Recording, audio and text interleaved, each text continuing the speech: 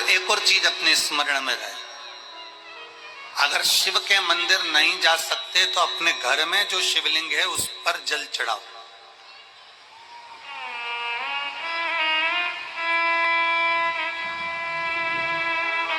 और ये में शिवलिंग पर भी जल नहीं चढ़ा पा रहे हो तो किसी बेलपत्री का वृक्ष हो, उस वृक्ष के नीचे भी जल चढ़ाओ।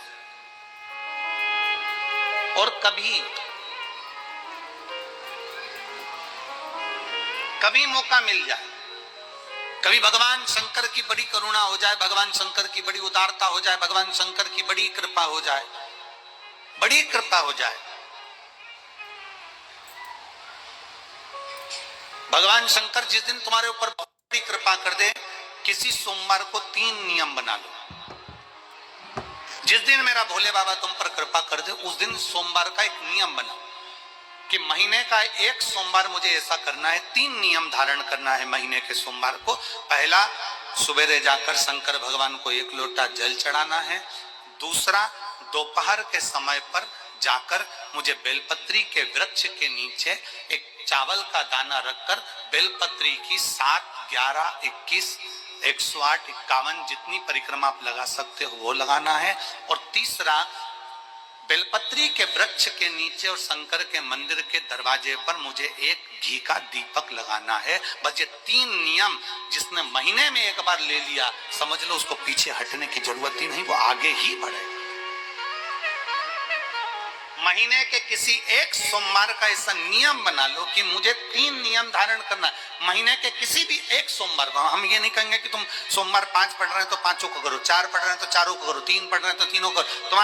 तुम तो महीने का एक सोमवार का नियम बना। और मेरी जीजियों से, मेरी बेटियों से जो विदेश में रह रही हैं, जो कहीं बाहर रह रही हैं, कहीं बड़े शहर में रह रही हैं, जो रोज मंदिर नहीं जा सकते, हर किसी महीने के एक सोमवार को भी ये नियम निर्धारण कर सकते, तो उनसे कहेंगे कि 3 महीने में एक सोमवार का नियम बना लो। 3 महीने में नहीं बना सकते तो 6 महीने में एक सोमवार का नियम बना लो। और 6 महीने में नहीं बना सकते तो 1 साल में एक सोमवार का ऐसा नियम बना लो कि मैं साल का एक सोमवार ऐसा रहूंगी कि सुबह सोमवार के दिन मंदिर में जाकर जल चढ़ाऊंगी, दोपहर में जाकर बाबा को एक अक्षत का दाना रखकर, अक्षत का मतलब है कि बाबा मेरी दिनों दिन उन्नति करना। बेलपत्री के वृक्ष के नीचे जो अक्षत रखा जाता है वो उन्नति के लिए रखा जाता है। शंकर के शिवलिंग पर जो अक्षत रखा जाता है वो रोग मुक्ति के लिए रखा जाता है। अशोक सुंदरी पर जो अक्षत रखा जाता है वो संतान प्राप्ति के लिए रखा जाता है। षडानंद कार्तिकेय की ओर जो अक्षत रखा जाता है वो हमारे बच्चों की सुख समृद्धि के लिए रखा जाता है।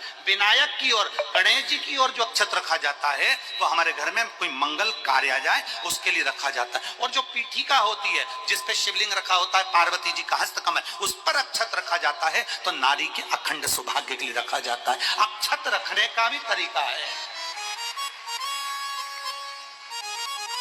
एक चावल का दाना कहाँ रखा जाता है, क्यों रखा जाता है, कैसे रखा। अब कई लोग कहते हैं गुरुजी ये शिव महापुराण में आप ये नियम बताते हो, तरीका बताते हो। हम तो उनसे कहेंगे डॉक्टर के पास जाओगे तो डॉक्टर भी गोली लिखकर ये नहीं कह देगा कि ये सारी गोली एक साथ खा जा।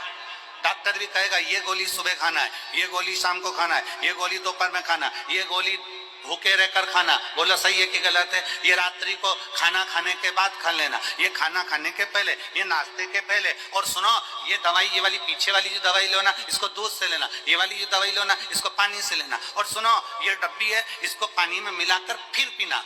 दवाई लेने का भी तरीका है, उसी तरह शिव महापुराण में एक एक अक्षत का भी तरीका है और एक एक बेलपत्री का भी तरीका है। अब मान लो कई लोग कहते हैं गुरुजी आप ये तरीका बताते हो शिव पुराण के माध्यम से, कई लोगों के मन में संशय जागता है, तो अगर हम एक साथ चावल चढ़ा दे तो उसका क्या तरीका है? तो हमारा निवेदन है डॉक्टर जो दवाई ले एक ही बार में निपटा जाए, एक ही बार में खा ले। दवाई एक बार में पूरी खा गए असर नहीं करेगी, इसमें डॉक्टर का कोई दोष नहीं है। उसने तो बताया था ऐसे लेना, ऐसे लेना। और तुमने मैं डॉक्टर साहब ने पूछा दवाई पूरी ली, शाम की दवाई भूल गई थी, सवेरे की दवाई भूल गई थी, ये दवाई भूल गई थी। डॉक्टर कहेगा हमने तो नियम बताया तब तुमने नहीं खाई, तो असर कहां से करेगी? तुम असर कब करती है? जब हम पूजन के तरीके को जान जाए, जब हम अर्चना के तरीके को जाए। आप साल भर का एक सोमवार निकाल लो, 6 महीने का एक सोमवार निकाल लो, 3 महीने का एक सोमवार निकाल लो, महीने का एक सोमवार निकाल लो, अपने से दिल में बन जाए तो एक सोमवार ऐसा निकालो जिसके 3 नियम धारण हो। पहला, उसी सोमवार जिसको कर रहे हो उस दिन सुबह जल चढ़ाना। दूसरे, दोपहर के समय पर जाकर बेलपत्री के वृक्ष के नीचे एक चावल का दाना रखना और परिक्रमा बेलपत्र की जितनी तुमसे बन जाए, जितनी तुम्हारे शरीर की कैपेसिटी, जितना तुम्हारा शरीर चलते बन जाए। हम तो ये भी नहीं कहते कि तुम भूखे रहकर भगवान का भजन करो, हम कभी नहीं कहते। हम तो यहां तक कहते हैं, हमारे पुष्टि मार्ग में यहां तक कहा गया कि वल्लभ कुल की एकादशी करो, भले बकरी जैसे चरो पर एकादशी करो।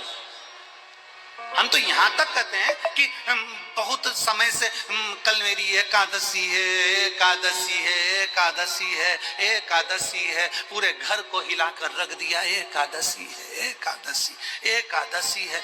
बहू टेंशन में, बेटा डिप्रेशन में, पति पपीता ला ला के, सेव फल ला ला के, मूंगफली का दाना ला ला के, काजू कतली ला ला के, सेव फल ला ला के, और सारा सामान, साबूदाना और खिचड़ी और ना चिप्स ना जाने क्या क्या ला ला के, बेचारा पति एकादशी आती है वो नौमी से चिंता में पड़ जाता।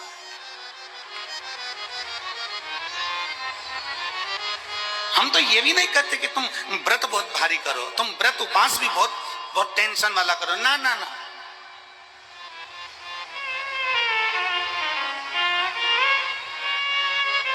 अपने को व्रत उपास भी इतना बहुत बहुत भूखे रह रहे हो, बहुत प्यासे रह रहे हो, और मालूम पड़े कि भगवान हमें मिलेगा, भगवान हमें मिलेगा।